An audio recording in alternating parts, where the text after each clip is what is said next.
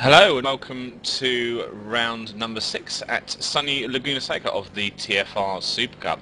My name is Rob Sutherland, and replacing Will Vincent today, because Will Vincent's not able to attend, is Marius. Welcome, Marius. Hello and good day from me, and welcome to Monterey, California. And we've got some equally hot GT action here going on Laguna Seca. Right, well, we've got 27 cars have qualified today. That's 16 GT1s, which are the Corvettes, and 11 GT2s, which are the big, heavy Ford GTs. And I think we're going to see a cracking race today, Marius. Absolutely. We've only got about 2 seconds of time difference between the top 15 Corvettes and, well, a bit more for the Fords. But then again, it's going to be a close fight all race long, as the track is pretty much made for these close combat racing. Right, well, the story of the day so far is David S. Peterson did have a little coming together with Farouk in qualification. He's not able to set as fast as time he has set, so we're looking at the grid. Oliver Brand has taken pole position. Second place is Kieran Peace. Third place is Ian Rogers. Fourth place is Farouk Manzar. Fifth is our series leader David S. Peterson. In sixth position, Jason Brown. Seventh is Nico Brandt. Eighth is David Ward. Ninth, Carl McGurk. And 10th place is Gary Hickman. 11th place, Rob Laurie. 12th position, Adam Kell. 13th position, Stephen Van Helsingden. 14th position is Neil Heckens. 15th, Christian Nussland. 16th, Larry Krupp. And we're on to the starts of the GTs now. Absolutely. First position there, not really news here. Kimmo Suominen, 121.3, almost 6/10 in front of Daniel Kirsten. Second place for him in the number 59 Ford GT. Third place, Eric Weidorf, 4/10 behind Kirsten. Dave Geimer in fourth, and then we've got Toby Bushnell in fifth. Peter Kiermaier 6th, Simon Geimer in 7th, Mario Vlasic in 8th, Duncan Reed in 9th, and completing the top 10 is Sasha Raber with a time of 1:24.4, about 3 seconds behind Suominen, so that shows how good the field actually is. There's a quite close together here, but still the time of Suominen is a blistering lap.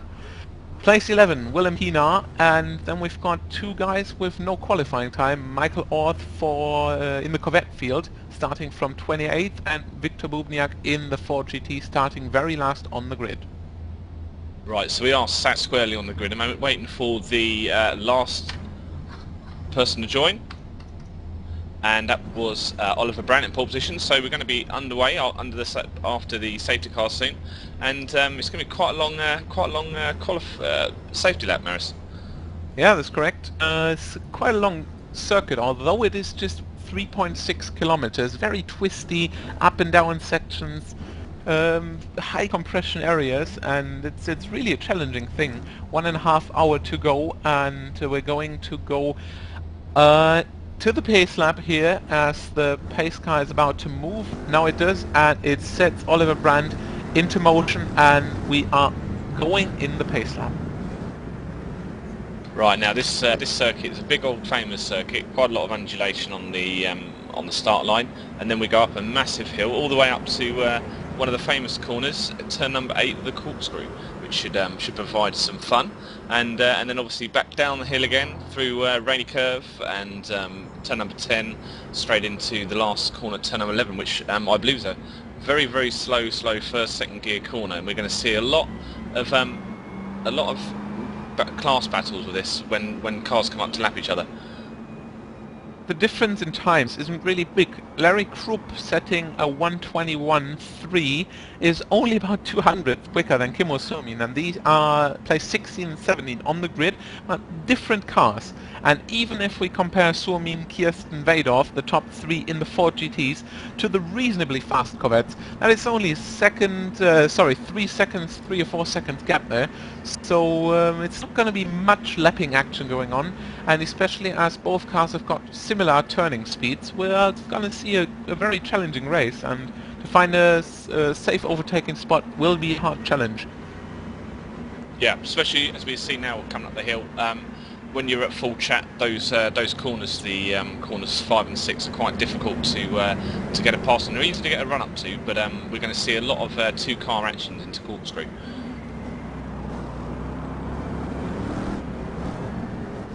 And as you can see now, we're just approaching the corkscrew. It goes a little bit light and dips down that massive, massive hill. Apparently you're going to look for the tree. There's a big tree somewhere. And we have a new ticker for you today, which I believe shows both classes. Both classes running in their respective grids. Yep, I believe that is blue and orange. Blue for the Corvette GT1s and orange for the Ford GTs. As we go green here, early start from Oliver Brandt, pulling away from the field out of the last turn. Very well made from him, already creating a big gap to top 3. So far everything clean, breaking down the compression into the first turn. 180-degree corkscrew almost here, and everything clean so far.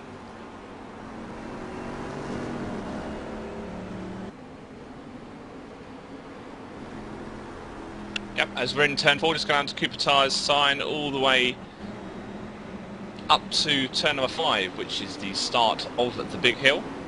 We are looking at David S. Peterson, who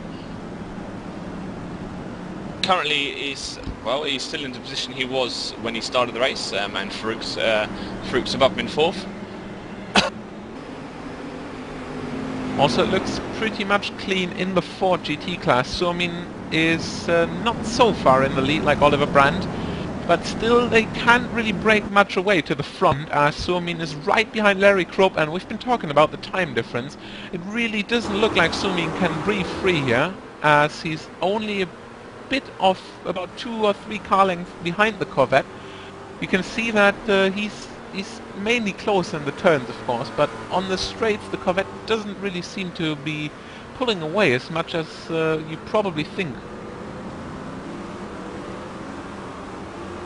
Okay, so we are now 90 minutes of racing ahead of us, and it's going to be some excellent racing. We've got some of the guys back who didn't turn up for the last round, which I think the Toby Bushnell, the TFR, red TFR 4GT has returned. We've got Daniel Hurston back as well in the 4GT, so there'll be some points up for grabs in this race, and it'll be nice to see those guys try and sort of retrieve their points tally, really. A lot of classic drivers here, of course, like you said it. We've got some TFR regular attendance, let's say, in the grid tonight, and it shapes up to be one fantastic race. Yeah, and we can't really see a lot of action going on in the minutes. We just see Kimmo come up the hill, followed by the red 4GT of Eric Rudolph. And there you see it, I've got the ticker in the screen. As you can see, blue is for the GT1 Corvette and orange is for the Ford GTs. And we'll also be adjusting the colors a bit for the next round, so you'll actually be able to see the blue a bit better. It's a bit dark, so apologies for that. We'll be giving you a quick run through the grid. No changes, like Rob said. The track doesn't really allow too much fighting, too much place swapping action here. So Oliver Brandt still in the lead here from the breakaway, and so almost a 2-second gap to Kieran Peace in 2nd, Ian Rogers in 3rd, Farouk Manzar and David S. Peterson 4th and 5th respectively, and that is the exact qualifying order of the top 5. Well, as you alluded to earlier, the circuit certainly is quite difficult to pass on, but it's not that doesn't mean it's going to be a procession. It's an extremely difficult circuit. A lot of these corners just want to spit you off into the wall.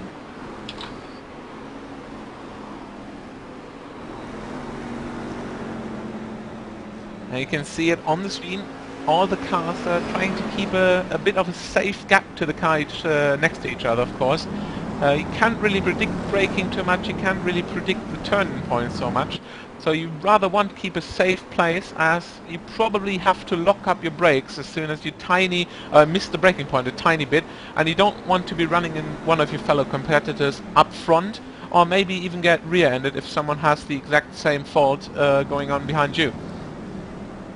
Yeah, we can see Nico Brown getting quite close to Jason Brown now. As it stretches out just over the start line finish line, are going to come down to the Andretti here. And as you can see, in these corners, sorry to interrupt, as you can see on these corners, there's a little red bit of concrete in between, just where the apex are, and that's where the drivers will be looking to sort of hit their apex markers. We've also got this one as a school configuration of iRacing, which allows rookies and new drivers from iRacing to learn the track, where you've got the cones, and like you said, if you're a bit more experienced, you're still trying to find your exact braking spots, turn-in spots, and these, I don't know if they're concrete, but these colored patches help you a bit and try to find your exact apex and exact turn-in point. We saw a big slide in corner number 5 from Nico Brandt, and he saved it, just caught up a bit of dust, and it's alluding to what I was saying earlier. It's an extremely difficult circuit to master. And that brings me to bring in Phil Diaz here, our new man in the booth, mainly functioning as spotter and co-commentator this time. And he has spotted that Mario Vlasic has got some severe bent rear wing. What has happened there, Phil? I'm actually not quite sure. I'm trying to find it now. Obviously, someone got into the back of him. And Rob, I wonder, it's not quite the high-speed track like we used to see, Road America or Suzuka. So what do you think? Will this damage influence him so much in the lap times, or will it make the car really unstable? What do you think? Well, I should think it'll be more the handling. We've just seen a Carl McGurk go very long behind Nico Brandt there. He's just coming back on the circuit now. No, I believe it's once you get a little bit of damage, it's going to be difficult to get back into the flow in this circuit. This circuit is very much a circuit where you need to just get in the flow of it and not try and do too many things different, because once you lose your concentration, it can be difficult to get it back. And it looks like we had a pass for 8th position, I think it is. No, yep, sorry, that's when. That's a bit further down, I think, as Carl McGurk had the mistake and he dropped to 12th, I think. Yeah, all the way down. It looks like the accident from Mario lost it out at turn 1 and just hit a wall, so that's where his damage came from. Ooh, and McGurk off and into the wall, and that was a surprise there. Long left-hander out of a corkscrew, and looks like he just clipped the inside curb a bit, gone very sideways, a bit of soap there outside of the turn, and then hits it with the left side of his car, and not trying to return and directly into the pits. Looks like he definitely caused some damage with that. Yeah, so he'll come in, get repaired, maybe new tyres and a bit of petrol, splash of petrol, and as I said, yeah, definitely very difficult to get your concentration back. We're going to see a replay there, and it looks like he just clipped the curb and the car went a bit sideways, and then he had nothing to do except for trying to avoid it hitting the wall, and he doesn't quite make that. So into the pits, Carl McGurk, first pit stop, maybe trying to refuel now. Only 11 minutes in, 10 minutes in, sort of, and that's probably not enough to make it on one fuel load to the end of the race. Right, okay, so we're back with David Peterson, who is sitting quite quietly in 5th position. Ahead of him is Ian Rogers in 4th, and just behind, about a second or so behind, is Jason Brown too. Well, the question is, how long is it going to stay this quiet? Peterson trying to put some pressure on Rogers in front of him, and Farouk Manzar is also not that far away. Speaking of distances, Oliver Brand still leading the pack with now 3.3 seconds gap. That is quite remarkable, as we are entering lap 7 now. And also Kieran Pease in 2nd, quite comfortable so far, 2.4 seconds to 3rd. So these two are definitely looking for a quiet race, trying to push in the beginning and then trying to reduce risk to really keeping it safe there. Well, we've seen Oliver Brand in previous races this season. Just when he's on a charge, when he's comfortable, he really does know how to stretch out a lead. And another chap who's doing very well is Kieran Pease as well. We've known this guy's got speed. However, he does like to have incidents throughout the race that affects his final position.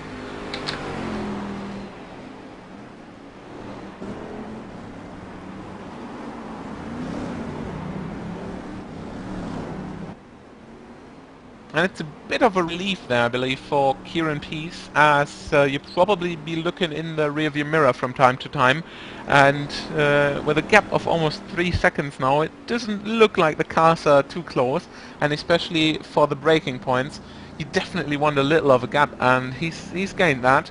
And now we will be keeping an eye on the gap, but it looks like Oliver Brandt is able to increase his gap by this lap of about 0.5 seconds. And Farouk Manzar also doing 1 minute 24. So only 2 tenths slower than Brandt, but 3 tenths quicker than Peace. So he's definitely looking to increase the gap as he's breaking free from Ian Rogers in 4th. And I'm not really sure how this is going to play out. Kieran Peace doesn't seem to find his rhythm too bad, and Farouk Manzar trying to charge down. It's going to be a race of mistakes, I think, personally. We've got Eric Vidov is into 2nd position in the GT2 class behind Kimmo. It's about 4 seconds behind Kimmo. I think he took Daniel Kirsten. As we see Peterson go wide behind Ian Rogers. Ooh. And he recovers from the dirt, and now may be the chance for David Ward as he's catching up quickly. Now still the dirty tyres, a bit of insecurity there from David Peterson. And he's lost, let's say, 4 seconds, and that gives especially Nico Brandt and Jason Brown the opportunity of gaining a position and coming 5th for Jason Brown and 6th for Nico Brandt now. Yeah, that Pink Mobile Award now will be, it'll sense an opportunity, he'll charge down to see if David Peterson can just sort of reset his head and go, right, I've had that incident now, let's get the muck off the tyres and let's just get back to hitting our lines, hitting our braking spots, hitting the apexes. We can see behind David Ward as well, we've got the 2 vehicles of Adam Kell and Gary Hickman. These 2 are very strong teammates. They end up sort of next to each other quite a lot in the Top Week Racing SuperCup, and they have an excellent habit of working well together.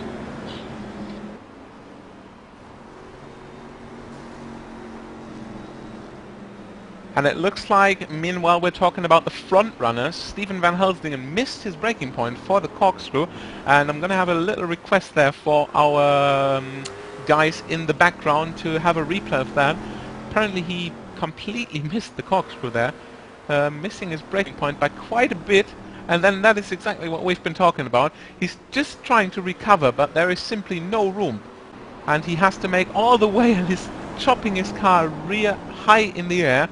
And he recovers safely and loses 1 position to a Ford GT, and that is Kimmo Suominen.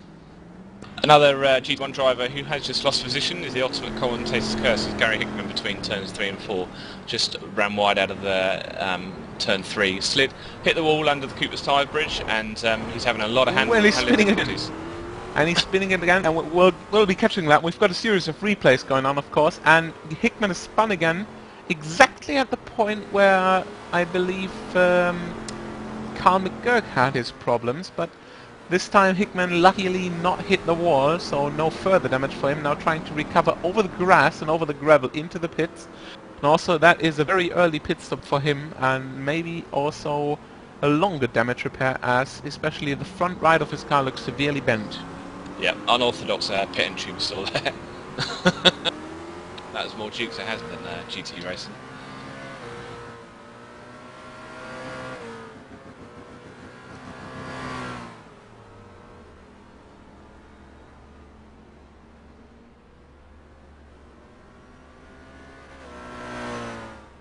Okay, so the top 5 in each class. Currently Oliver Brandt's in 1st position, Kieran Peace in 2nd position, Farouk Manzar is in 3rd position, Ian Rogers in 4th, and Jason Brown is in 5th in the GT2 classes. Kimmo Suurinen is in 1st position, Eric Vadoff in 2nd position, Daniel Kirsten in 3rd, Dave Geimer from Team Shark is in 4th, and Peter Kermai is in 5th position. Currently Kimmo, Eric and Daniel are doing exactly what Marius said they would do. They are fighting in between the GT1 cars, so they are there's two different classes interacting with each other. And you may not forget, you say it, we've been broadcasting the 2.4 hours of Daytona and also the Grand Am Premier Series, where it is Riley versus Mustang, and well, these are also multi-class racing cars, but then again the speed difference is a lot higher, and the Ford GT is really much slower, and especially on braking points and turning speeds, it probably is not even a bit slower. So when a Corvette is trying to make a pass, you always have to think about what is the car doing, as you probably not get the overlap of what you think of. Yeah, and Dave Ward is under a little bit of pressure now from Adam Kell. So you come up the hill into the corkscrew, world famous corkscrew. Very careful on the exit there from both. It's a low ref car, a lot of torque also on low ref, so you have to be really careful, really gentle on the gas pedal to not risk a spin or a sideways action. And Kell is really trying hard, always trying to brake a bit later, trying to stick his nose in, but simply no room here. David Watt so far making a very good job there, trying to defend his 8th position. So this is all about pressure now. How much pressure can Adam Kell put on David Ward? Try and force him into a mistake. Just show him in the mirrors every so often, just to say, hey, I'm still here, you know. You get David looking in the mirrors more and more, then he'll spend less time looking ahead.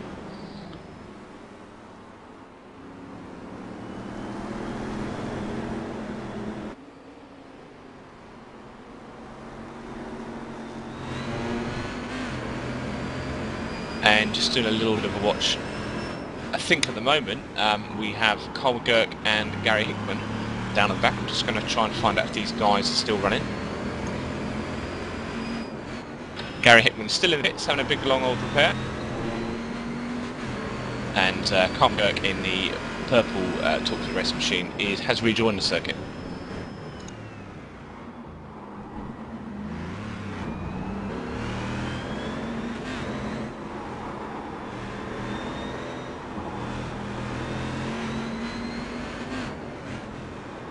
And we're going to give you a little comparison of lap times, and we see Kell and Ward still fighting, and these guys have been into the 122s, just a bit 0.0 and 0.1 for both.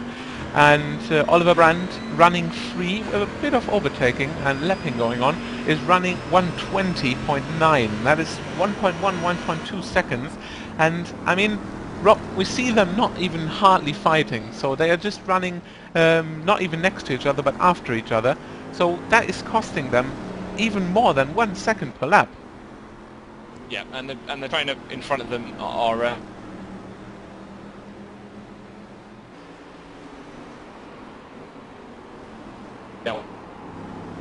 for each other on.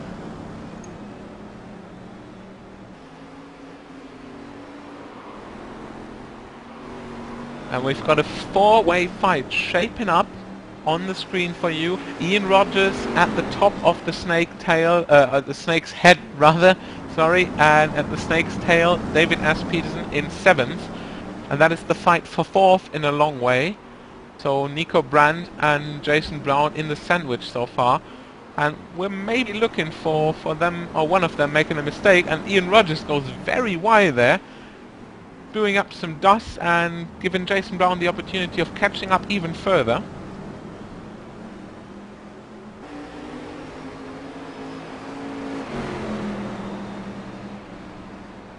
Not really close enough for a move into turn 1. Just trying to maybe protect his tires. It's really hard to tell. The track is really different, really nimble, and it's not really the choice you make. You probably just want to keep it safe, keep it on the track, and trying to close the gap. Now we can see them approaching a Ford GT. Well, I believe that Neil Heckens hit the wall somewhere. And Neil Heckens was, I believe, in 12th position. So he's going to have to drop down the order.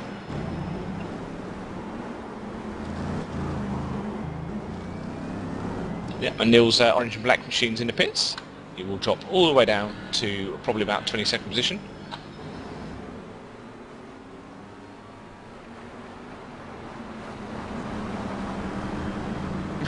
That looks like a corner where we've seen Niels go off, where some people really have their nightmares. We've seen Carl McGurk go off, Gary Hickman go off, and now we've got Neil, and that is 3 people within the first 20 minutes of the race. 2 to the left and 1 to the right. So probably a turn where you want to watch your car and watch yourself further away in the race. As remember, 90 minutes, 1 hour 30 minutes, That is a long distance, and especially Oliver Brandt now has got a 6-second gap, but that is not safe. That is really not safe. If he wants to win, he has to bring it home.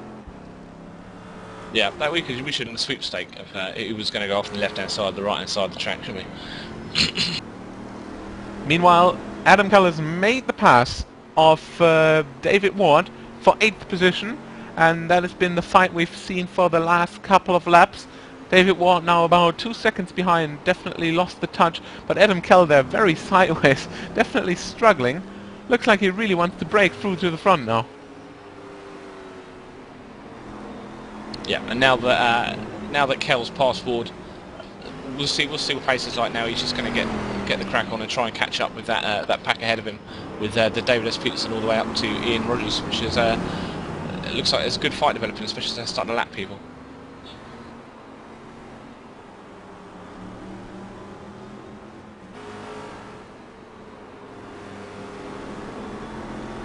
Meanwhile, in the 40Ts, not really much of a surprise. Kim Woo-Soo-min still leading, and that were the blistering 8 seconds so far. 15 laps, so that means about 0.5 of a second each lap, and that is a very safe lead so far. So he's maybe going to developing and even putting more safety on it now. And behind him it's getting quite close. It's Eric Vadorf versus Daniel Kirsten, and also these two have been second and third, although the other way around in qualifying, and it looks like they don't give each other anything. 1:23.8 last lap and 0.9 for Kirsten, and that is less than a tenth difference, and they are really shaping up to have a good battle out there. Yep, we've got our first climber for the day. Neil Heckens has retired. We still see Gary Hickman in the pits as well. This looks like a cracking fight developing between Eric and Daniel for the second position. And these are, I mean, it's difficult. The Corvettes are difficult around here, but these Ford GT must be a nightmare.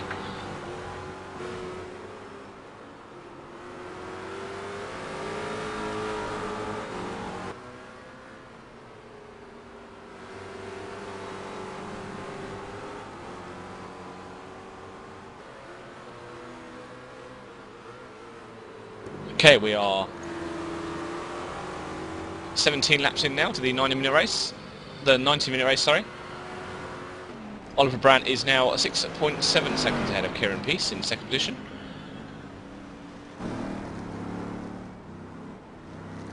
And it meanwhile looks like the corkscrew has another victim. Ian Rogers also missing the brake point, skidding towards the gravel, not the grass. It's only gravel around the track, losing his fourth position completely, and now he is the end of the snake at seventh position, not in touch with David S. Peterson in sixth anymore. So he has a long way to work up, and we're going to see if we can give you a replay of that. It's about a lap behind already. Rogers meanwhile recovered safely, and it looks like no damage from the jump over the little bit of a crest there. And now it is Brown versus Brandt versus Peterson for fourth place now. Now we've got the replay for you to see what happened.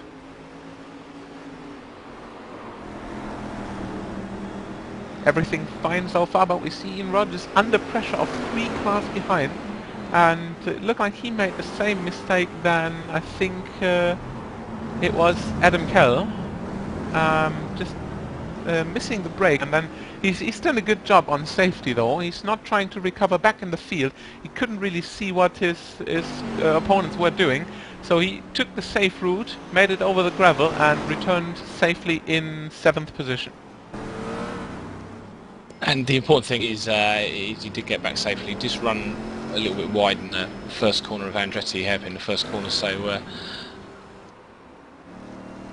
see how his race folds out now. We have Adam Kell came in the pits earlier, and I don't know if that was forced or if that was tactical, but he's now back down in 12th position.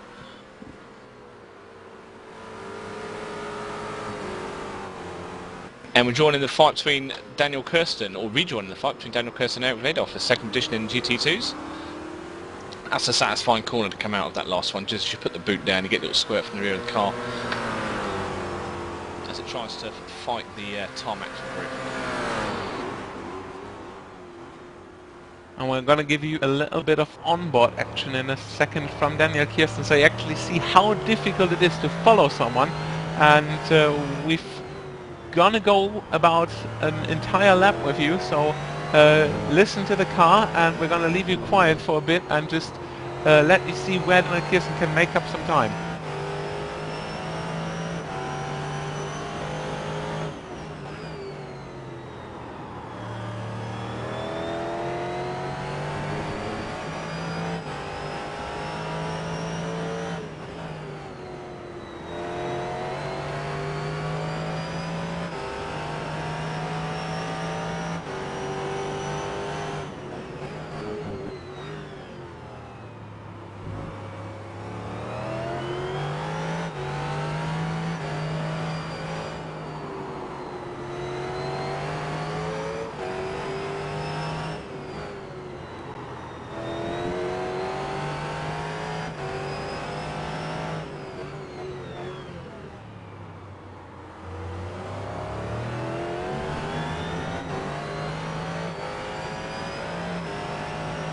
That has been an entire lap around the Mazda Raceway Laguna Seca circuit, 3.6 kilometers of the third place car here, and we're going to stick with Daniel Kirsten as the battle is heating up. He's pushing Eric Vadoff further and further, and there has been a braking mistake there for Vadoff, missing the brakes a bit, not enough to make an advantage from that, but he's getting closer and closer. Yeah, he's in the clutches now. He's a little bit too close on corner number 3 to Eric, and he had to sort of succumb to his braking zone really, because I think he had the run on him. Meanwhile, a little update from the GT1 class. Top 3 are still no change in that. Farouk Manzar is coming a bit closer, but then again they both have got some lap 4 GTs, so it's not a big difference. They are both just losing and gaining lap per lap. And 2-second gap between Peace and Manzar. And then we've got James Brown, Nico Brandt and David S. Peterson still in the Snake, fighting for 4th position.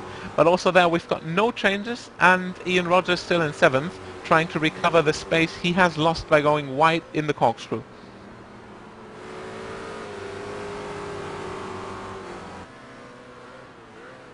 We can see Daniel Kirsten and Eric just come up to the last corner now. So scream off and complete lap number 19. Almost half an hour in the race now. Oliver Brandt looking to complete his lap now over the line, and we have got exactly 26 minutes, sorry, and 49 seconds done so far into lap 21. That looks like a long way to go for them. Yeah, we've got a point of interest as well, because Farouk is right up behind Kieran Peace now, so there is now a battle for 2nd position in the GT1 race. And we're going to stick with them to actually show you, as they are currently approaching Dave Geimer in the Ford GT, how the speed difference is actually playing into these battles. So Farouk Manzar is of course trying to gain time, Kieran Peace is trying to not lose any, so we're going to see how these two approach the overtake now. Yeah, they're up behind the Team Shark GT2 of Dave Geimer. On board with Kieran Peace and approaching the corkscrew now. Not really much gap there, so probably not a pass now. Early braking for Peace. You see the Ford GT is probably even achieving higher turning speeds, especially here. Corvette almost not closing in. And Peter Kermeyer behind Farouk there, the one that they lapped previous to Dave, did just run a little bit long at the corkscrew, so that's claimed another victim. No damages yet. Now we're going on the long straight, and it looks like there the pass will be made safely from Kieran Peace and also Farouk Manzar, who's gained further time, and he's coming closer and closer, and it is below 1 second, only about 5-6 tenths between them, and Farouk Manzar has closed the gap of about 3 seconds in the last 10 laps, and it looks like there's another battle shaping up, and that could be a similar situation than we've had with the GT2 cars. So now it's a little bit more difficult for Kieran now, because he's, although saying that, Larry Krupp has just applied the brakes and let them both past. So there's clear air now for Kieran to put some pace down. And Rob, to say this, I have to say it really looks like a rather safe race. We've only seen a bit of off-track action, especially out of the corkscrew and the following turns. But except for Neil, I think, who is the only DNF, only Gary Hickman has been in the pits and repairing. So far, everything looks rather safe. Yeah, I think there's a lot of people driving quite professionally because it's just 30 odd minutes in. We might see it get a little bit more livelier in the last 30 minutes. Meanwhile, the battle for 4th position in the GT1 class is shaping up as they are flying past Peter Kiermaier here. Nico Brandt in 5th, trying to maintain his position against David S. Peterson here in the last turn. They are almost 3 wide in the last turn. Peter Kiermaier wants to vanish from the track, but confirms he can't. And that gives Jason Brown a quite big gap there, and maybe one time to actually take a deep breath and let the next turns be his all alone without too wide action. David S. Peterson now very into the first turn. Peter Kiermaier still trying to make his own race, of course, not able to vanish, and now he is passed, but you see how much time it actually costed. It's a tiny bit of an overtake, and that is even more than 1 second lost. That's the joy of mixed class GT racing, isn't it? As they came into that last corner then, about 4 of them just pairing up into 2x2, proper Noah's Ark style. A lot of thought process, lots going through your mind. Just so, oh, hang on a second, I've got 3 or 4 cars around me, I don't brake too early and dragging them in with me and all that sort of stuff. It really shows the driver's discipline. And we've got our eye on the track, and of course there are other battles and other scenes going on, as Larry Krupp is another victim in the corkscrew, I'm afraid. Also missing the brakes and then going in the gravel on the left there. That is happened exactly in front of our 3-way battle for 4th position in the GT1. Larry Krupp not losing a position as he's already the last in of the running cars, except for Carl McGurk and Gary Hickman, who've both been in pits repairing, now in 17th position in total. Some drivers at the end of this 90-minute race are really going to start to hate the corkscrew at the end of it. Some will love it, some hate it, some dread it. They come up the hill, they flick for those 2 left-handers, you know, the high-speed left-handers, and then they just say, "Oh crap, I've got this absolute mountain of a corner coming up."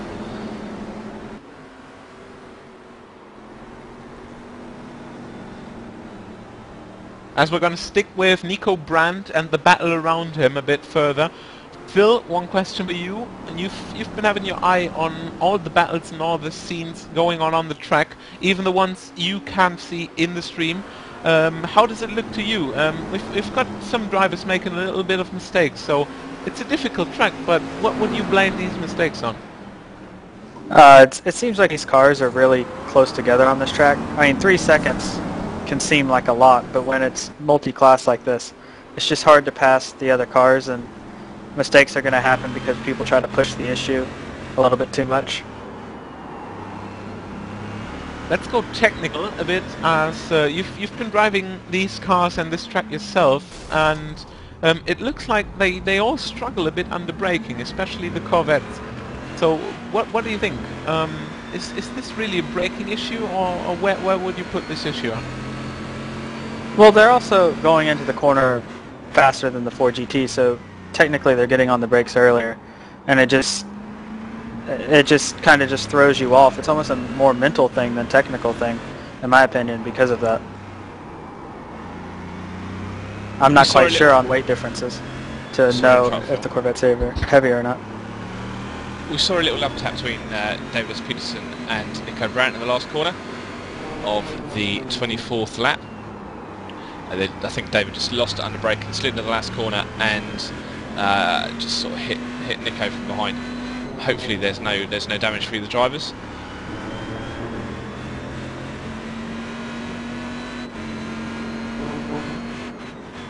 Meanwhile, 11 seconds of a lead. It looks like Oliver Brandt has really gotten through the traffic well, and with the fight between Kieran Peace and Farouk Manzar. And Kieran Peace, now that I've said it, he's spinning in the last turn, and that is second place for Farouk Manzar.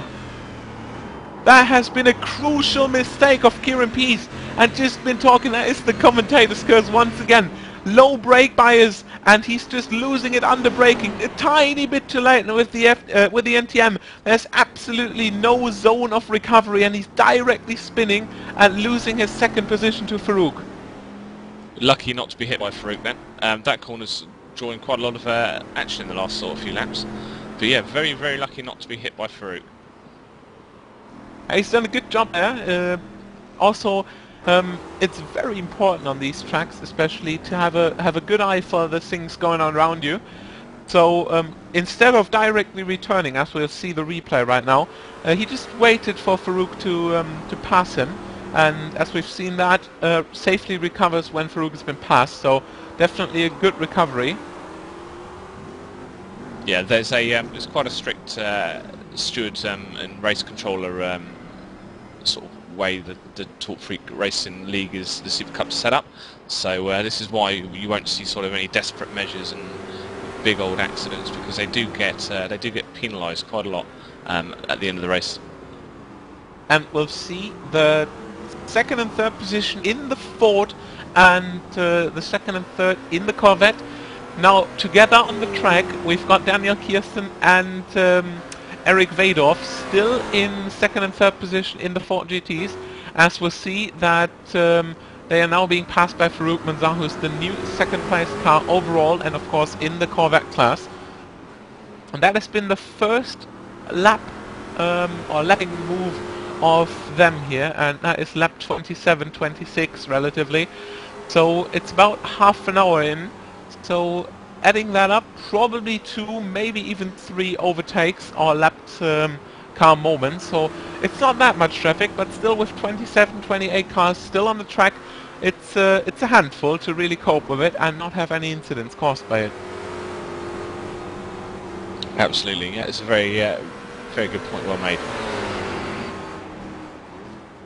Just looking down at the championship standings, actually, let's just not go and talk about that. Let's talk about the fact that Daniel Kirsten's having a bit of a fight with Eric Vidorf, and right behind is Kieran Peace, really wanting to get past. This could lose Kieran a lot of time.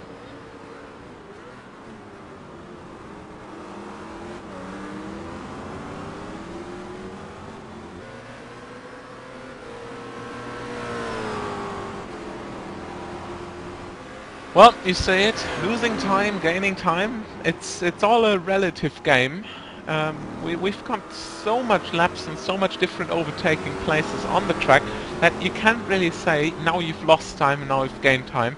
Probably one lap later it's going to look completely different, and it's probably in your favor then.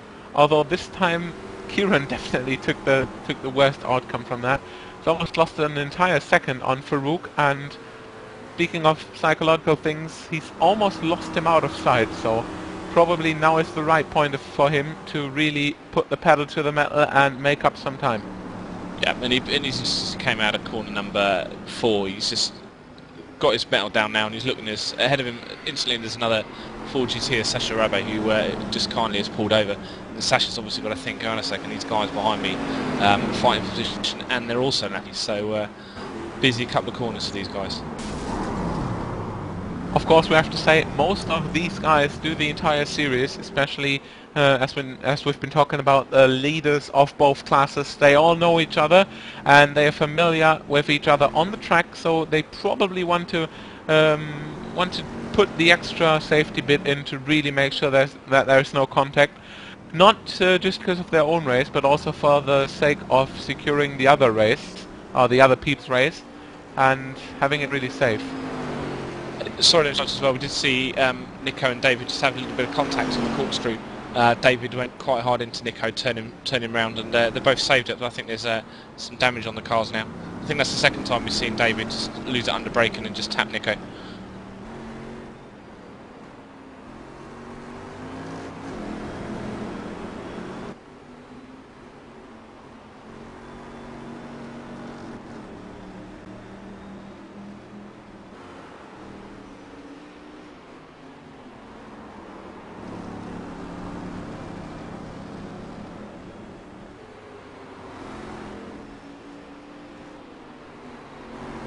so we can keep an eye now on Nico and David. As we see David run very wide, just going up the hill. He's very lucky he kept it pointing forward.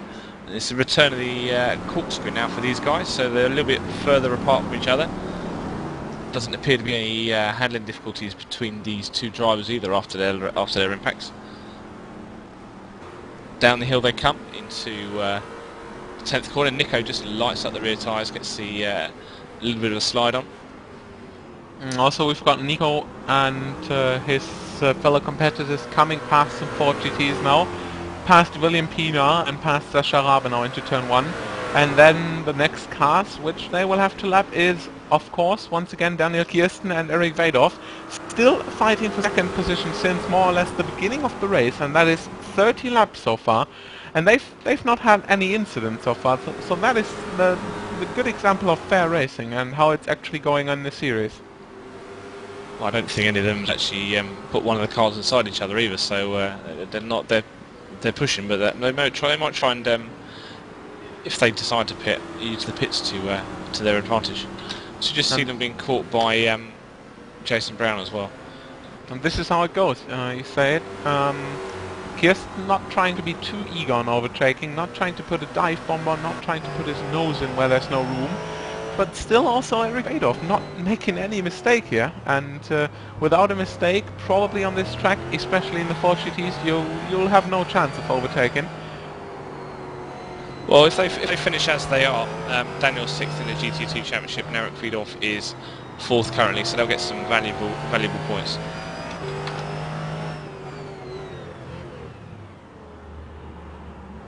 Cool, we see 5. Oh, and Daniel Kirsten spinning! And that is Nico Brandt hitting him in the inside in the last turn, and that is severe damage for him, and David S. Peterson also hitting the wreck. And that is not what we wanted to see. That is exactly what we've just been talking about. Nico Brandt trying to, of course, make the pass as there was no room, and Daniel Kirsten had his eyes everywhere, but then again didn't expect the Corvette coming from the rear. There's been contact for everyone. That looks like severe damage for Nico Brandt, as he's been hit from pretty much every side there. Well, he was launched in the air. There was massive a big compression between five cars, and David went up behind. As David goes wide, he went up behind Nico and just launched him into the air as Nico had hit Daniel Kirsten.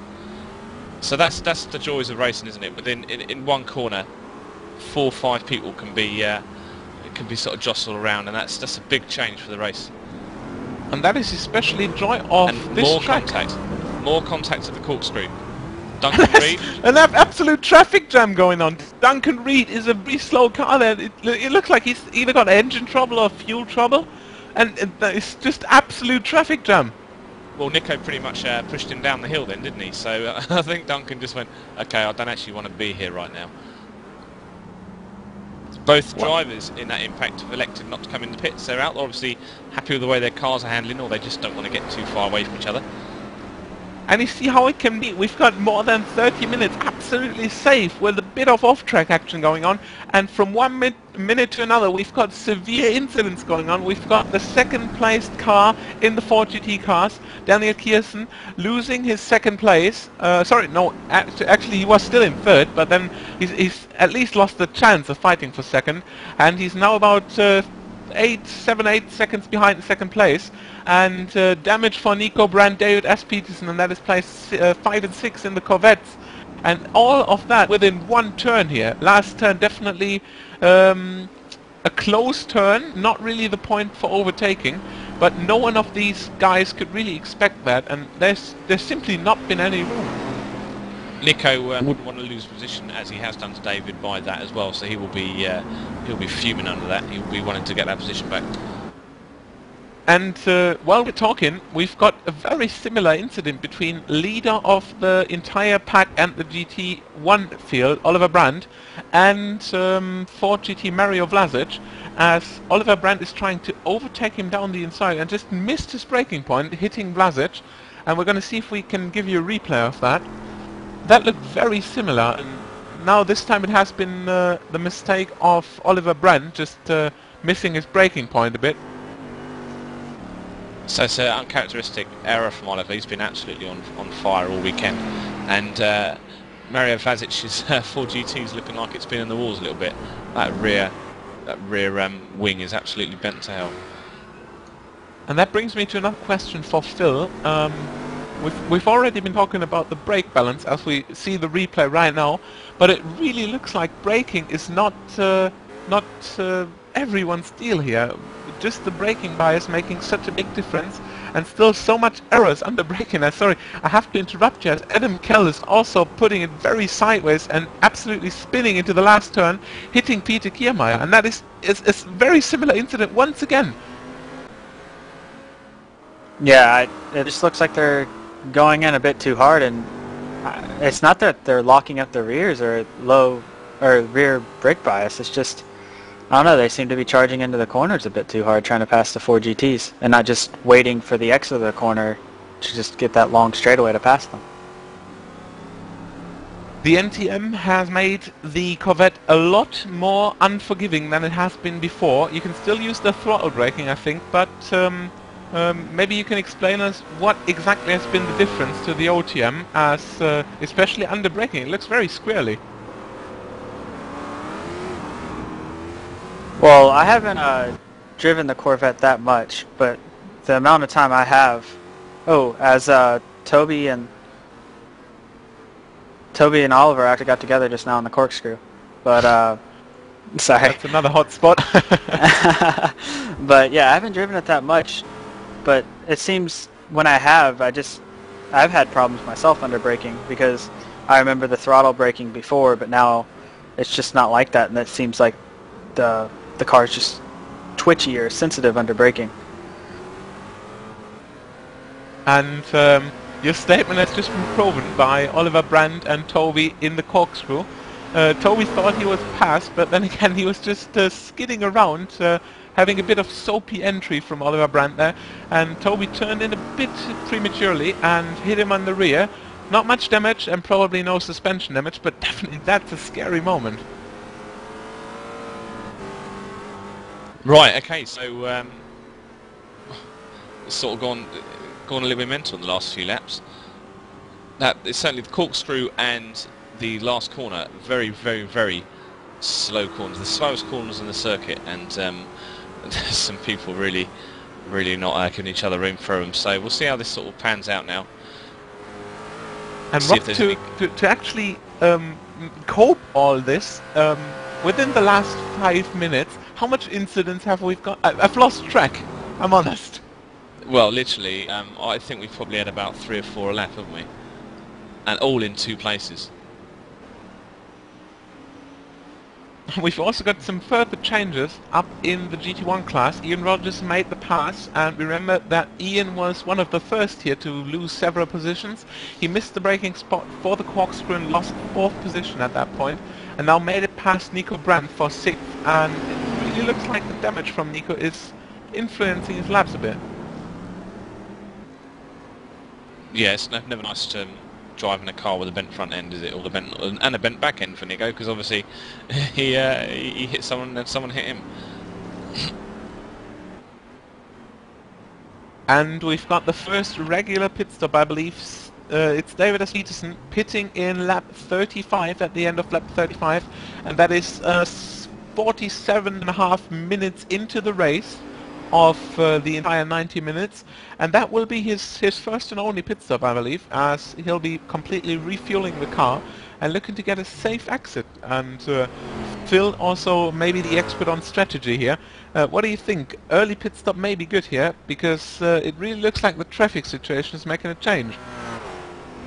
Yeah, I was actually wondering this earlier, because Adam Kell pit early, and I was thinking maybe he was trying to get out of since he's a Corvette driver, he was trying to get out of the GT1 battle by pitting early and then being able to push harder by himself and maybe make up time because of that. I'm not quite sure. I'm hoping that's what his strategy was, because that would make sense. But otherwise, you'd want to go probably as long as you can, hoping that you can be a little bit faster at the end of the stint with less fuel before pitting. And we've got another pit, and that's the first regular pit in the Ford GT class, together with Peter Kiermaier. Dave Geimer came into the pits and to serve his first pit stop here. 4th position for Geimer in the class, and I believe 8th for Kiermaier. And I wonder if Kiermaier's got damage. We've seen him with a bit of contact in the last turn with Oliver Brandt some laps ago. And it looked like his pit stop is a bit longer than Geimer's, so I hope that there's no severe damage. And now he's been released from his pit crew on the way downhill into the first turn and out of the pits. It's another fantastic pit exit here at Laguna Seca. It's just a very narrow pit entry road with dirt either side and quite a tight little hairpin before you rejoin the circuit. Meanwhile, we've seen the stream and we're really getting caught with all the actions going on. Mario Vlasic once again a bit of a victim of an incident there. Kieran Peace trying to make his way past the Ford GT, and simply the room is quite close, and it's Mario once again being hassled by other cars there. And not just that his rear wing is severely bent, I think now his suspension might have got one or the other notch. He's an unlucky fella out there today, isn't he? Speaking of unlucky or lucky fellas, Ian Rogers and Nico Brand have swept positions once again. That is 5th position in the Corvette class, and that puts Ian back into 6th, and Nico of course putting back into 5th. And well, Nico seems to be coping with the damage quite well. Yeah, it doesn't appear to be affecting that much. I think we've got the second Team Shark car in the pits now. And also Kimmo Suominen, who is our leader in the Ford GT class. And it looks like similar pit strategies for both, and Simon Geimer now passing the leading car in the pits, as we're going to see when Kimmo Suominen is going to pit out, and if his strategy also pays off and maintains him the lead. Yeah, so Eric Wiedhoff has temporarily taken the lead of the GT2 class, followed by Daniel Kersen. Kimmo is now down in 3rd position. And we're going to stick with Mo, sorry for the second, and just keep an eye on Kimmo, and he's going to make the very tight pit exit here. Yeah, I'm just looking as well. And it's like I think Eric Wiedhoff was in a little bit of traffic as well, so he'll need to get some quick laps in now so he can claw some time back.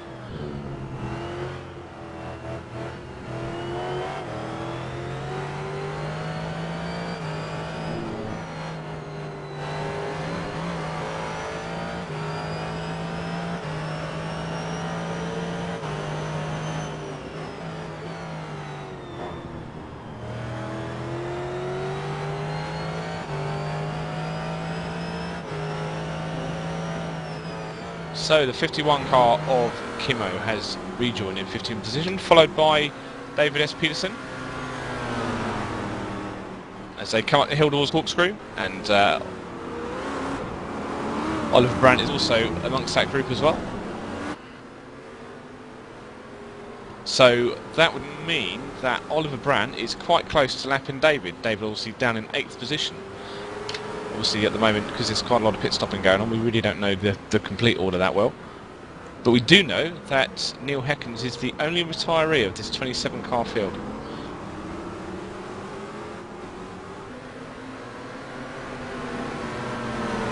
So we see Kimmo getting quite busy in that last corner there, lots of cars around him, and we've seen a lot of action in that last corner when the mixed classes get together.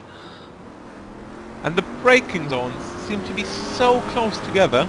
If you just miss it by a tiny bit, and we've seen that numerous times, you probably even miss the entire turn. There's absolutely no room of recovery. No, but that's why we've seen such crack in coming together in those corners.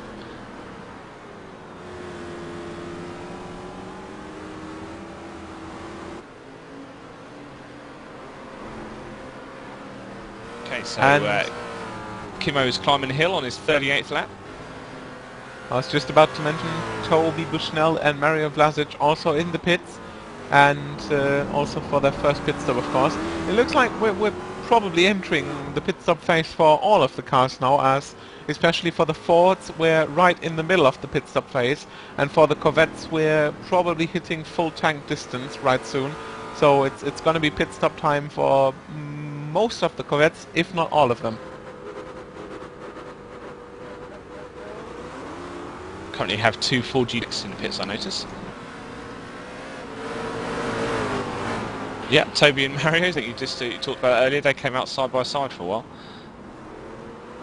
You have to be very careful, as Vlasic was almost about to cross the white line, and if you do that, remembering a bit of a sporting code there, that gets you a black flag, and that is probably not what you want, and especially as the pit entry is narrow enough, going too wide is probably an interesting decision.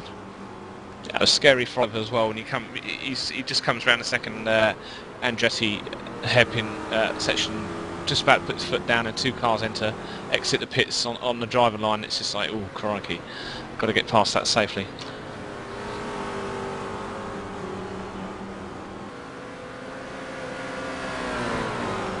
I'm going to keep an eye on pit entry and exits. Sascha Rabe completed his first pit stop.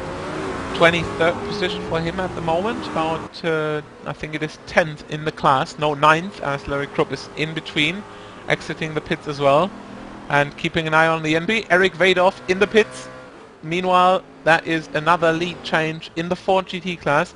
Daniel Kirsten also in the pits, and that's going to be very interesting to see their strategies as Kimmo Suominen takes the lead. Yeah, and Kimmo is just following out Mario and David, as well as Toby. We can just see them on the back of Toby's capture. It looks like Daniel Kirsten has failed his pit entry a bit. He's been moving up front a bit because his pit crew refused to make service as he was too far back. And Eric Vadoff is out of the pits already.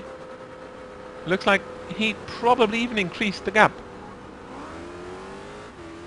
Toby Bushnell is having some fun trying to get past Mario. Every time he sort of gets up near him, Mario just sort of closes the door on him. And then behind there is obviously Kimmo, the leader, the class leader, just sort of going, I'll let you guys sort it out and I'll get past when it's not as busy. David Martin also entering the pits in his skin-coloured, I won't say pink, it's rather skin-coloured Corvette. In 7th position. It will be interesting to see where he is going to pit out, as David S. Peterson is his distant enemy.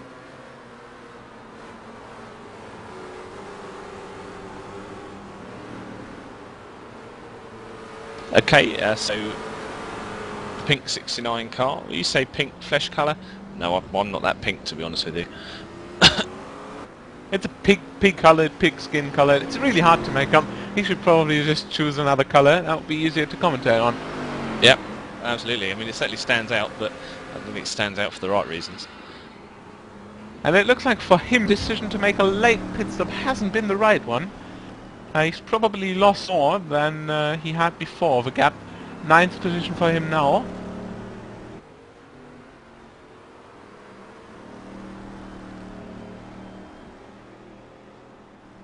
Ian Rogers also entering the pits, and we've been talking about the pit exit, but also the pit entry is probably one of the most narrow ones in the entire iRacing service.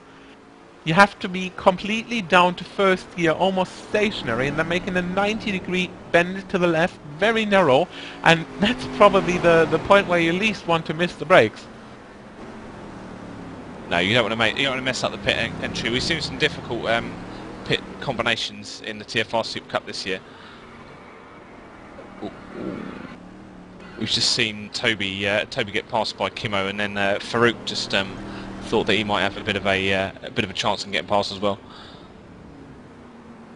Farouk is currently 13 seconds down from your leader, which is Oliver Brandt.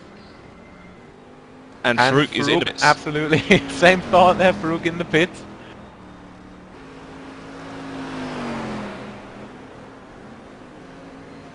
That's going to be very interesting. Kieran has also been very close to him lately.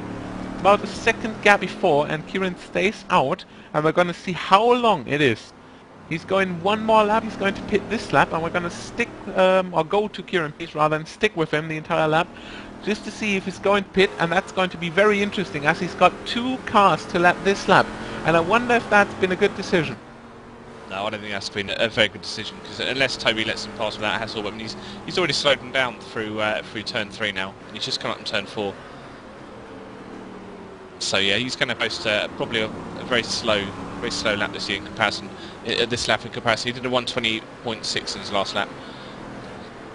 And we're almost going to go past the hour mark as Oliver Brandt is going to cross the line this time at about 59.5 minutes. And we're going to see, and yeah, 30 minutes to go, and it's going to be very interesting because also the amount of refuel might be able to adjust the pit stop times a bit. And it's going to be very interesting to see where Kieran Pease is going to finish his pit stop and come out of the pits. Question is he going to pit? Yes, he is. And now we're going to take a look at the pit entry. And you're going to see that this is absolute 30 kilometers an hour first gear stuff. And you have to still be very much worried about not hitting the wall on the right side there.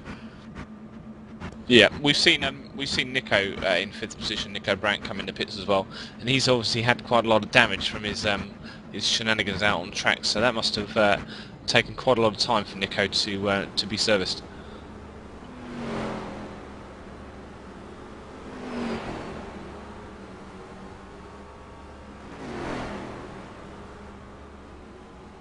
Carl McGurk in the TFR, the purple TFR machine has retired, or he did retire some laps ago.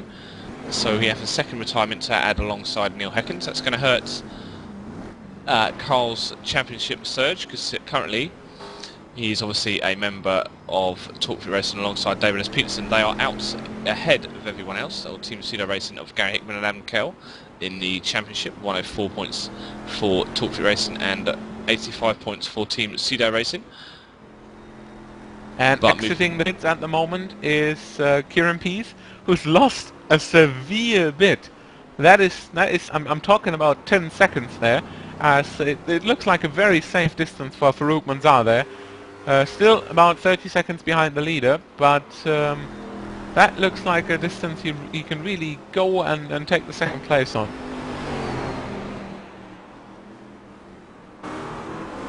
Okay, so I don't think Oliver's been in the pits yet, has he, Maris? I don't think so, no. Right, well, he's probably refueled right to the max. Oliver always leaves it quite late, if I seem to remember.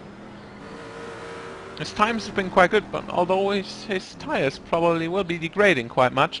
But yeah, his gap has been really big, so I don't think he'll be having problems.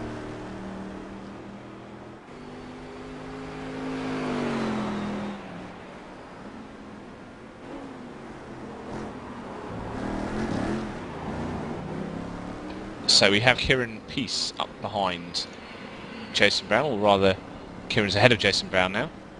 I think they've just swapped. I'm going to keep an eye on Oliver there. And he's into the pits now, lap 46, and that is the leader of the field pitting Oliver Brandt with a very smooth pit entry, and that is quite a bit quicker than Kieran Pease, which we've seen before. And also, Phil, there's a speciality on this track. Pit speed is only 56 kilometers an hour. That is quite slow. Yeah, I don't know if I agree with that. I guess the pit entry is so slow you don't have to really speed up. You don't have to worry about speeding in the pits as long as you have your pit road speed limiter on. But I don't know why it's that slow. Oliver revving his Vitaphone Corvette, I think it is. And in the duel against Farouk Manzar, that is going to be 1-0 for Oliver Brandt as he's exiting the pits now, and Farouk is not even into the last turn now on the finish straight, and that looks like a whole straight of gap for Oliver. And now it's really just about developing and extending the gap. It's really just about keeping cool now, and that could be an easy victory for Oliver Brandt, but we've still got about half an hour to go. That could be the ultimate commentator's curse, isn't it, Maris? Don't want to call on that one. Yeah, we've already had a couple of them today, haven't we? Well, I'm pretty sure that Oliver's probably going to keep it so safe and so secure this time that he's really going to bring this home. At least I hope. And on this note, we're going to inform you about that. We still have got the offset in the stream, and that is 4 minutes and 30 on the time.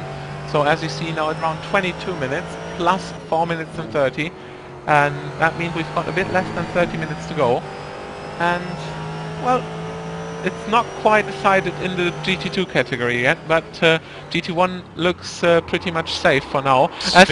Talking about this, there is the commentator's curse once again. Daniel Kirsten spins in third position. And that might be it.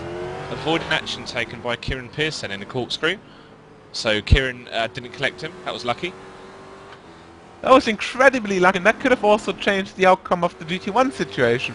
And now it looks like instead of being side by side or next to each other, behind each other, Daniel Kirsten is down by about 10 seconds to a second-placed class competitor Eric Vadoff. And with Kimmo Suominen still in the lead with half a lap, it really looks like Vadoff could now go and try to develop a second place and try to rescue it over the line. That corkscrew is if they never, never stops giving. We've seen some fantastic spins out there today. It could really happen to anyone. That's the beauty of this track. We've seen Oliver Brandt being right about 15 seconds in the lead, and he still missed the entry of the corkscrew once and missed the entry of the last turn twice. And he's got nothing to push on. That just shows how difficult these cars are on this track. Yeah, lose a bit of concentration and it'll bite you. Alright, since we've got most of the pit stops done, we're going to give you a quick rundown of the grid. We've still got, I believe it is 25 cars running, so only 2 retirements. That's quite a low amount for this track. Carl McGurk and Neil Heckens retired with minus 34 laps. And we're going to jump right in the standings of the GT1 class here. Oliver Brandt still leading, 1 hour 5 minutes done here in his 49th lap, looking to get a good victory here. Second position Farouk Manzar, 11 seconds down, very safe in second position, 21 seconds to the leader Kieran Pease. Trying to charge down, charging up 10 seconds will be a really hard job for him. Fourth position Jason Brown, fifth position Nico Band, and that is only 3 seconds gap, so Jason started 6th and Nico started 7th, and they've both only leapfrogged David, so it might be finished for the 4th position in the GT1 class. And talking about David S. Peterson in 6th position in the GT1 class, 53 seconds on the leader, and right behind him is Ian Rogers, and I think we've seen Ian quite a lot of times this race, definitely fighting for position, and I wonder if that is finished. So David Ward in 8th then, and also he's just 5 seconds behind, so 6th position, 4th position, definitely not a close case yet. 9th position though, Adam Kell pretty much secure, 1 minute 3 behind, and maybe even about to be lapped in this race. Robert Lawrie, Stephen Van Helsingen and Christian Isline in 10th to 12th, and they are all 1 lap down, and it looks pretty much finished for them. And they're just going to try to nurse it home and not have any further incidents, and we're going to continue with the Ford and the GT2 category. Okay, so currently Kimmo Suurinen is in 1st position, Eric Vadoff is in 2nd, 3rd position, Daniel Kirsten, who we've just seen have a little spinneroonie at the corkscrew. 4th position is first of the Team Sharks, Dave Geimer. 5th position, Simon Geimer. 6th position, and I believe catching Simon Geimer, is Peter Kermeyer, who had a little bit of damage earlier. The man who's been in the walls throughout the race, Mario Vlatic, is in 7th position, and Toby Bushnell now down in 8th position. The all-whites vehicle of Duncan Reed is in 9th position, Sasha Rabi is in 10th position, and William Pinar is in 11th and rounds out the field. So, another question for you, Phil, so don't get tired. We have 27 cars starting here, 27 cars qualified, and well, we've got 25 still running, and we're over the hour mark, 1 hour 6 done. Is that a surprise for you? Is only 2 DNFs really a low number? Would you have anticipated that? No, I thought it was going to be a little bit more. This track normally can bite some people with the corkscrew and whatnot, and multi-class certainly always has their share of DNFs, but I think it's where HPDs aren't here right now. I think it's kind of saving them a little bit. And it's definitely a plus point for the series. We definitely saw some off tracks and some missing brake points and corkscrew trouble definitely. But in terms of contact, we might have got some paint scraping, but not really big contact. And comparing that to rather open tracks like Mid-Ohio or Suzuka, it's not really much more. And this track is really close, and going too wide literally anywhere is a big risk. And that definitely thumbs up to the drivers, as we've got about 20 minutes to go. And speaking of which, Toby Bushnell is the commentator's curse once again out of the first turn into the wall for him, and that is almost 90 degrees into the wall. He loses it out of the first turn, goes very sideways and hits the wall. And we're going to see if we can find a replay of that. He was checking his car, returning to the track, and just looks like a bit of front damage. Nothing bad, but that's going to slow him down a bit, as the fight with Mario Vlasic is definitely lost in favor of Vlasic. Damn it, Rob! I definitely have to stop talking about this. I'm just producing curses all the time. Well, not really. You just go down and put some money on the outcome, and then just commentate the one you want to go out. And we've got the replay for you to see what happened to Toby Bushnell out of the first turn, and well, he didn't take severe damage from it, but in terms of race outcome, that looks like it is 8th position for Toby Bushnell, and no chance of getting Mario Vlasic after this incident. Yeah, no, I couldn't really see what went on there. We can see now, although on the camera we can see that Simon Geimer and Peter Kehrmeyer are still charging each other down. Ooh, and I have a bad feeling about this. There are 3 GTs, and we've got the leader Oliver Brandt coming up, who's probably not been the safest guy on the braking, and that's gonna look like turn 1 to me. Well, behind him, Kimmo's lapping, so you've got the 2 leaders, the GT field, of the GT1 and the GT2s, are trying to just coming up on this battle between Peter and Simon. So Peter just moves over to the inside, let Kimmo pass and let Oliver pass, or that doesn't really give Kimmo the opportunity to take advantage of, unfortunately. What? That Simon Geimer's out of nowhere. There's been no contact. Simon Geimer just absolutely misses the brakes and switches the car sideways, and we've seen that live. And that is once again commentator's curse, and that gives Peter Kehrmeyer, of course, the 6th position in the grid. Again, This is amazing. Everyone we talk about, they have an incident. Well, we're very lucky to see that one live, because he just literally snatched into turn number 1. But he caught that one well, and it might not be over yet. It definitely is a small chance for him to catch up. Kehrmeyer doesn't seem to have the pace of Geimer, and William Pina around Geimer also going a bit on the grass and gravel there. Right, Marius, we have the Joni technical interlude now about that incident. Oh no, we don't. William Pina and Robert Lawrie, and I should really just stop and let Joni take over for this. William Pina missing the brakes into the corkscrew and hitting Robert Lawrie off. And that has been 10th position in the Corvette for Robert Lawrie, and a severe stop, and even looks like a retire for our DNF for Robert Lawrie, as he's at least towed the car to the pits. Yep. So we'll bring Joni in for this. Joni, tell me about the incident in turn number 1 with Simon Geimer.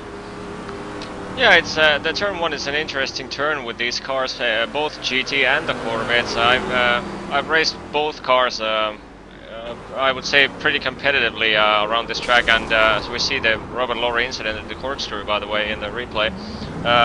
The turn 1 is pretty tricky because 2 days ago I started to create setups for this car, for the Corvette, sorry, for this track, and the setup I got was understeering like hell, and that was simply to avoid oversteer during the tight corners. And what happens around this racetrack is you have 3 corners that really do not like oversteer a car, which is turn 1, corkscrew, and the last turn. And what happens is if you set up a car that actually turns in well throughout the racetrack, in T1 you have severe problems because you cannot use a normal braking marker. You have to brake about 1 car length earlier than you should normally do, because if you just go with the speed that you could carry through the corner, what happens is your rear end simply do not stick on the track, and you lose it in the middle of the turn. It's not during the turn-in, it's in between. It's a double apex turn, and you lose it right in the middle of the 2 apexes in both GT and the Corvettes. And at the exit, it's very crucial not to go on the throttle that hard, because if you're hard on the throttle and the track simply falls from underneath you, and if you touch the curb on the outside, it's an immediate spin with both of these cars. And about the corkscrew incidents we've had numerous times today. A little bit about the corkscrew. The Corvettes actually do not like the corkscrew. I mean, the turn-in is tricky because even though you're braking hard and you're turning in with everything you got, you still don't get the car to turn in before your speed is down. And when the speed comes down, the car just dives into the corner hard. So you really have to watch out not to spin the rear to the right-hand side. And watching, sorry I have to interrupt you, watching out to spin is exactly the word to catch up on, Wuhan.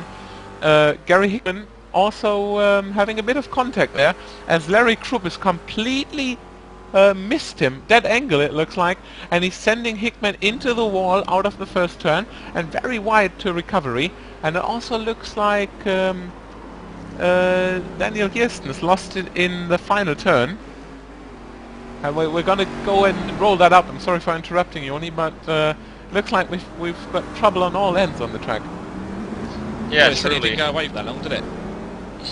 Yeah, just to finish that corkscrew thingy. The GT is very unlike the Corvettes through the corkscrew. Actually, the corkscrew is the only turn on the track where the GT actually handles excellent. I mean, it turns in good. It doesn't oversteer at all during the corner, and it exits its corner excellently, but everywhere else it's pretty understeery in the turn entries, and very loose in the exits, especially if you touch the curb. Right, okay, right, thank you very much, Shani, for that technical interlude. We've had a couple of laps with without any crashes, which is I think a record at the moment for this portion of the race.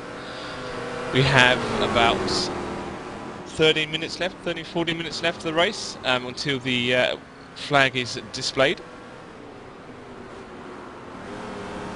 Currently we're just going to see what kind of fights we've got at the moment. Ian Rogers and David Ward are a couple of seconds away from each other.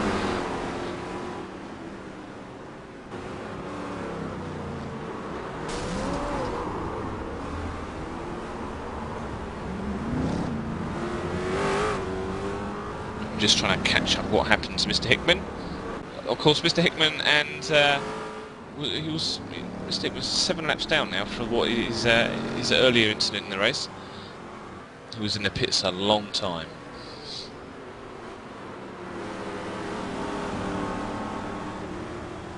Car seems to be driving fairly straight for Gary Hickman as he comes to the last corner, alongside Eric Wiedorf, who is in the second position in the GT2s.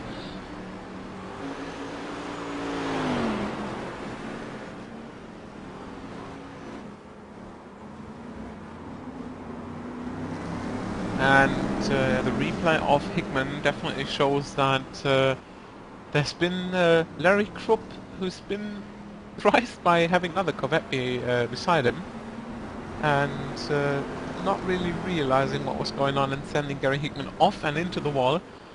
But Hickman manages to recover safely, as he's just way down the grid anyway, 25th for him, 7 laps down like Bob said.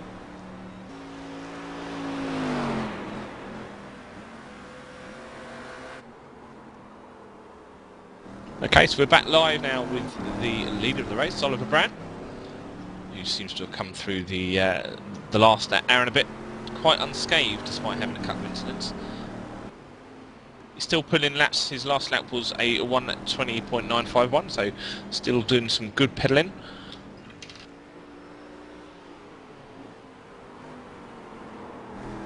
And there's still some question marks going on, or driving around the track rather.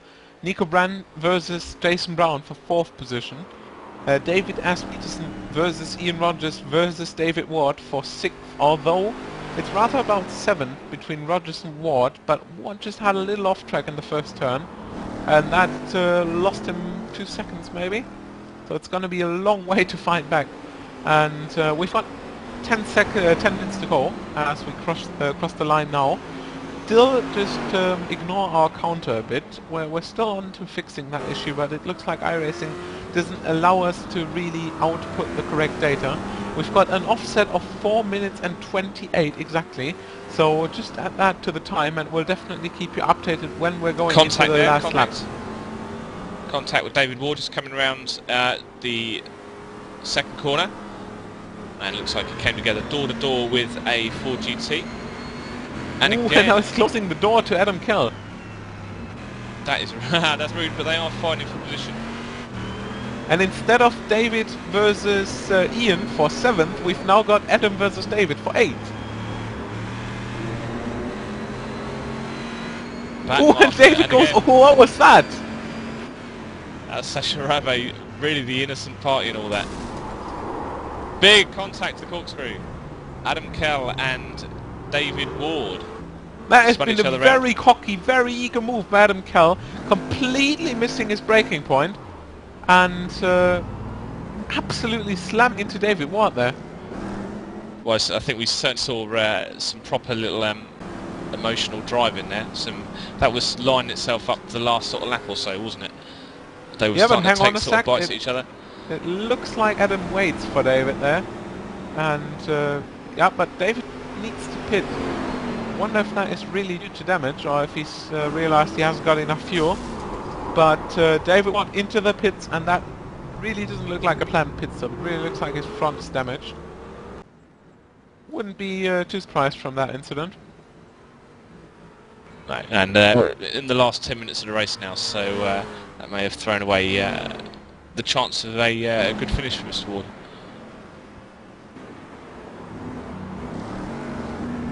Meanwhile, back to Nico Brandt, still charging down Jason Brown. We can remember that he had severe trouble, especially with David S. Peterson and some other cars in the last turn, where he just got shunted up in the air, and I can't believe that he's still running. And that probably speaks for the American craftsmanship and these cars being built as stable as possible. But he's still running, and he really isn't slow. That's excellent. 121.4 last time out. Jason Brown is having some connection troubles, that's why we keep seeing him blink on and off. And these Corvettes, lovely, absolutely great. I remember them.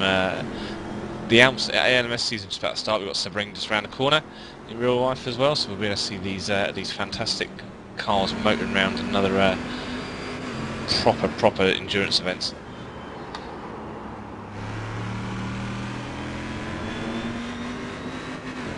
You can see Jason Brown, Brand catching up behind the red TFR 4GT of Toby Bushnell. And Toby currently is he's quite low down for he's in 8th position in the 4GT, so he's not had a good day at the office. And Toby, who run wide just to let those guys pass, has allowed Nico the opportunity to catch up with Jason. Just about to come into corner number 11 now, set themselves right, make sure they don't snatch the throttle, they can just stick the foot down and complete their 60th lap. As we have a guest in the booth, David Ward, and that is not a pleasant circumstance. David Ward been retiring less than 10 minutes before the end of the race after the contact with Adam Kell in the corkscrew. So David, from your view, what has happened? Well, I'd already had contact with Adam earlier on in the race, and my car was already damaged. I was on a long fuel run, obviously. He was a lot quicker than me, but around Laguna it's so difficult to overtake. If you hold your line, you know, they're not gonna get past you. So as we come past the GT car, Adam was behind. Again, I got hit by him, and my steering was bent at 45 degrees, and yeah, there's no point in carrying on, because I'll end up wrecking myself and you know, maybe taking someone else's out and spoiling their race. Alright, just one quick question before we jump back in the action of the 5 last minutes of the race here. We've been talking a lot about traffic and the overtaking situation so far. And well, your race hasn't been particularly too lucky. So, what was your view on the track? You've been out there for more than 1 hour 20 minutes, and how is the situation with lap cars and Ford GTs around you? Ford GTs, again, you know, they've got their own race to go on, and sometimes you have to be a little bit aggressive, just so you can keep your pace and not let the car in front get too far ahead, because they're thinking the same thing. It's a really difficult track to overtake, even slower cars, just because of the nature of the track. You're never driving in a straight line. There's always a curve or something. So yeah, it's very difficult. It's very difficult. Thanks a lot, David Ward. Maybe better luck next time. It's really not been the best race for you. Definitely got the pace to be right up there, and we're gonna come back with you right after the race with the post-race interview. But now we're just gonna jump back right into the action here on Laguna Seca, as we've got about 5 laps to go, less than 6 minutes, and we've got a new second position in the Ford GTs. Rob, please inform us. The Kirsten Vidorf situation seems to have had one more twist, and that Eric had a little bit of an incident just running the corkscrew, and that allowed David just to sort of nip in and go past, and there's a bit of space between them now. And I believe there's also been Simon Guyman's had a bit of a problem exiting the corkscrew, and Mario Vazic is able to sort of hop a position up. So this race isn't over yet. And I must say as well, David, Mr. Ward, was very, very calm. I wouldn't have blamed him for throwing some teacups and sort of steering wheels around, you know, in his frustration for that incident. Well, no I can absolutely understand that. You're right. But like you say, the race isn't over, and it's not the only battle between these guys we've shown on the cameras in the last couple of laps.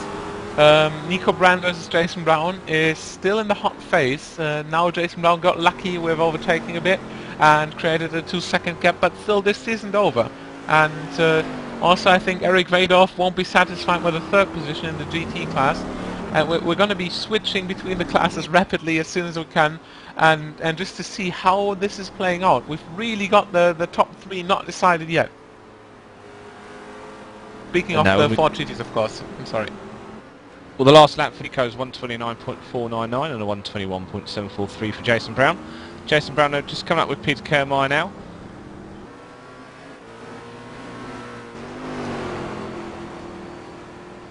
As they roll down the crest of the hill into the corner that Jenny was talking about earlier, with the this is a slightly off camber entry into the first, and we see Nico run wide first corner. That is very wide, and that is probably ending his race in terms of fighting for 4th position. That is, it's not going to give David S. Peterson a chance to fight back, but that looks like that is going to be 5th place for Nico. Big drama in the last closing minutes of the race. And we've got Adam Kell pitting, and that is a very awkward pit entry, and I believe, or hope that we can have a replay of that. And Phil, you've been talking about the pit entry, and take a look at what has happened. Adam Kell has apparently not entirely made the way around into the pits, and just scraped along the tires, and that is he's almost came to a standstill, and that's going to give Steven Van Helsingen the 8th position in the grid. Yeah, that pit entry clearly is very, very sharp. It looks like you have to just swing wide into it and just turn as hard as you can. And he pretty much stopped, and the car just wouldn't rotate. What do you think? Pitting so shortly before the race is finished, probably fuel? Yeah, that has to be it, because he, like I said earlier, he pit so early in the race that I thought it was going to be strategy or something he was playing, but maybe he had an accident or something, and he decided to pit early. Or just a fuel miscalculation on his part. Well, it also looked like that will be the 9th position for Adam Kell, and the 8th for Steven Van Helsingen, who's got lucky. Well, lucky and consistent. He's the last person to have been lapped at the moment by the leader Oliver Brandt.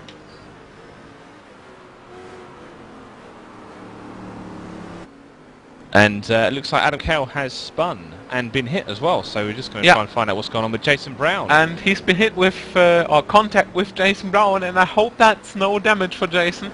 As, well, it was slow speed, but Nico Brandt is probably hoping for any bit of damage to close the gap. But it really looks like the gap is too big for Nico to close in. Well, saying that, Adam Kell yielded track position at the top of the corkscrew to allow them past. I think Adam Kell's got a little bit more damage now. The end of his race has certainly been very, very interesting. So there is currently, well, it's close, but yeah, I don't think it's going to be that close. Close enough to do anything. And we of course have to update you with the ticker. You see that it's running into the infinity direction now and not close to 0. So we've got a 4:30 margin. So probably another minute, and that means last lap for Oliver Brandt, crossing the line in a few seconds, and that's going to make it 67 laps and finishing after 1 hour and 30. One more lap to go for Oliver Brandt to the victory.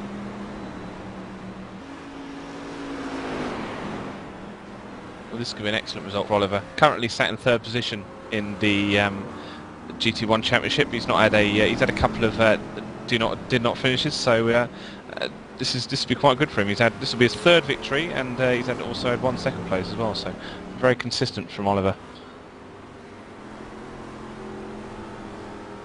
Ooh! And speaking of last laps, David S. Peterson off the track and almost into the wall, and that's 6th place for Ian Rogers. Big last lap drama. He's just been trying to overtake Mario Vlasic, that is it, and that's probably also cost Mario Vlasic the chance of getting the 6th place in the 5th place, sorry, in the 4GT category. So that is going to be a lucky brief for Peter Kiermaier, who's going to secure the 5th position. And we're going to go back to the lead, I think. Oh, he's just coming into turn number 11 now, so he's going to roll down the start-finish straight and collect the 1st position of round 6 of TFR SuperCup.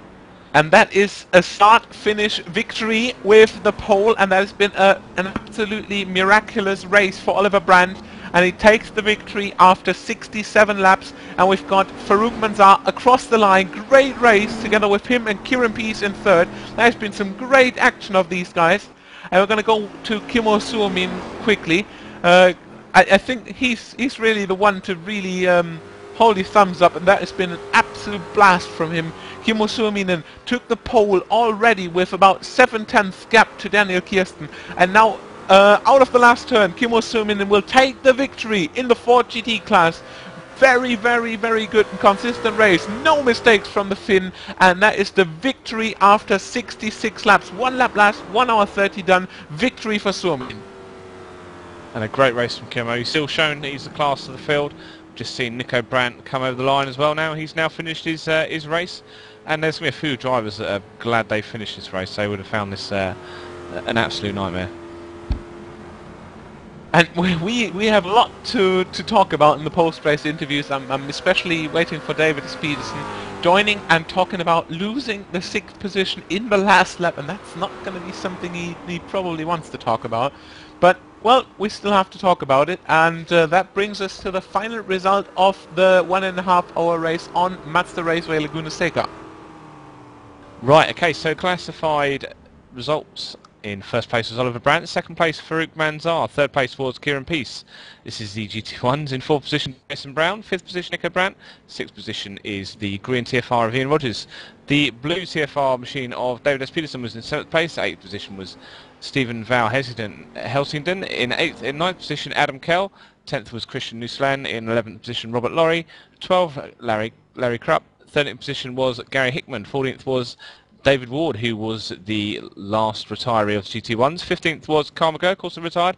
Neil Hecken 16th, and Michael Orff did not start. In the GT2s, Kimmo Suurinen took the victory. 2nd place was Daniel Kirsten. 3rd place was Eric Vidorf, who gifted it quite late on. In 4th position was Dave Guymer, Team Shark Racing. 5th position was Peter Keimer.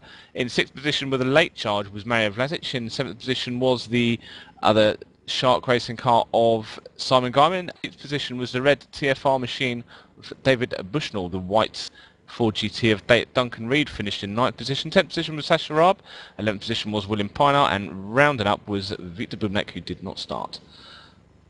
And rounding this up, this has been a very exciting race, and we apologize for the rush in the commentary booth, and definitely a thank to Yoni and Phil always helping in the commentary booth, and we couldn't cope with all the action which was going on, Rob.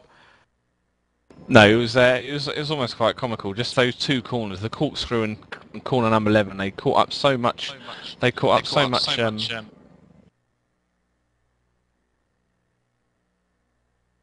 Okay, sorry about that. But they caught up so much incidents throughout the race that it just was absolutely riveting to watch. If we could have just had a couple of cameras in those two corners, I think we could have told the race in its entirety, pretty much.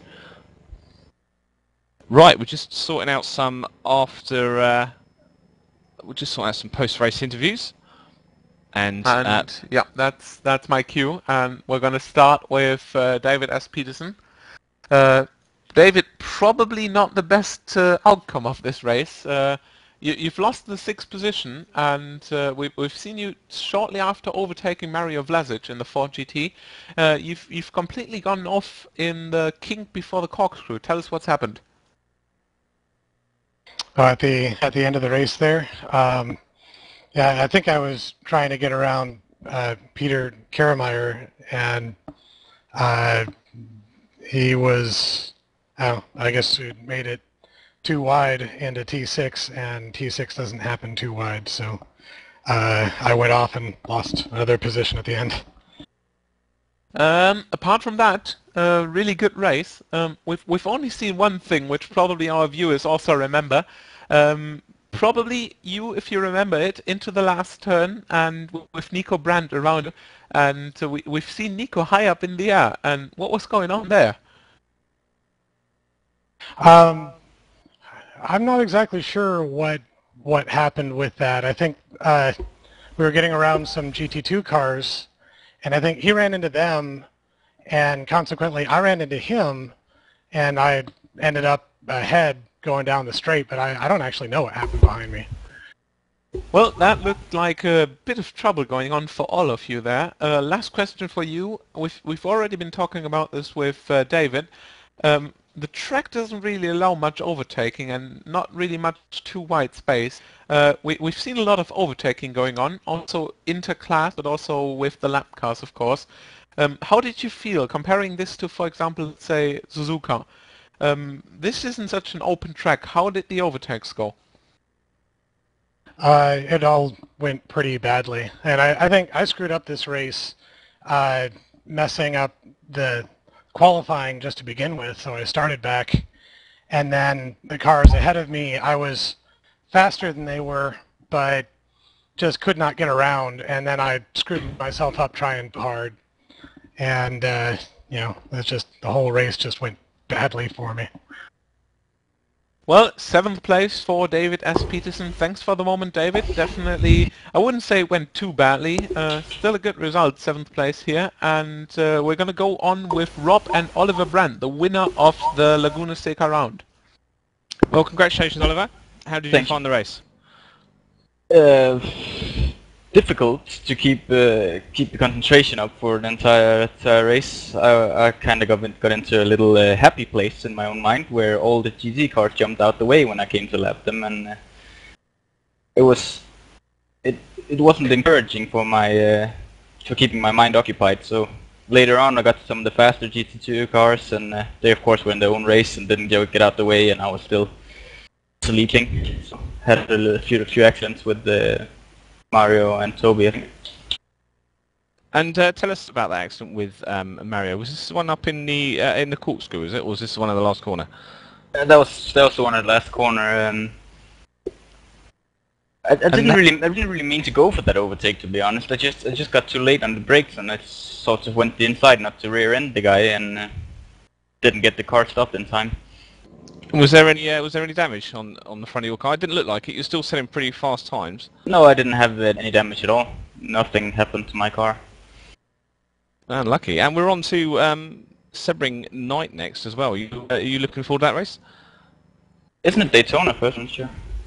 Oh well, I quite like Sebring Ring. One of my favorite tracks. So in the nighttime configuration as well. So I'm pretty sure 7's Sebring and 8th is Daytona, both the night races. So a good little. Does that cause a lot of problem with obviously the nighttime visibility to the daytime? No, I don't feel it causes a huge problem. There can be a few sort of blind spots of the main sort of light cone from your headlights, but there's reflective stripes on the road and the side, so orientation is not really a problem. Alright, that finishes our interviews and post-race talk here. Thanks to David S. Peterson, David Ward and Oliver Brand here. It's been a great race on Laguna Seca here. And Rob has already said it. We're going to see you again in exactly 1 week, same time spot.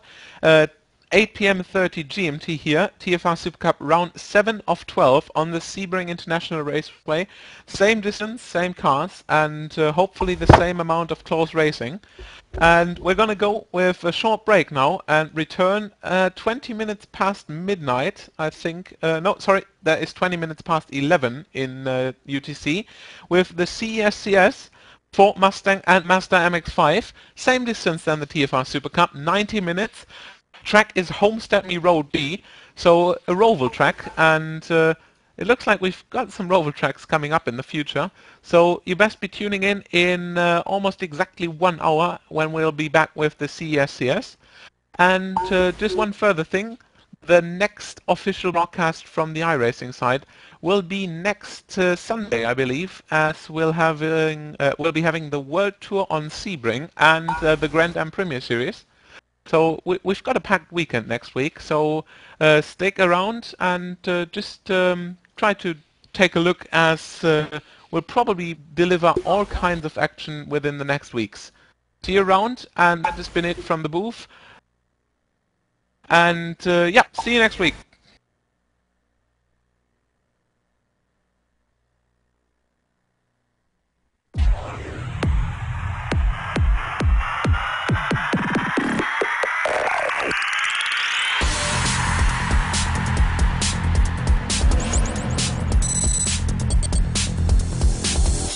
Here they come to the start-finish line again.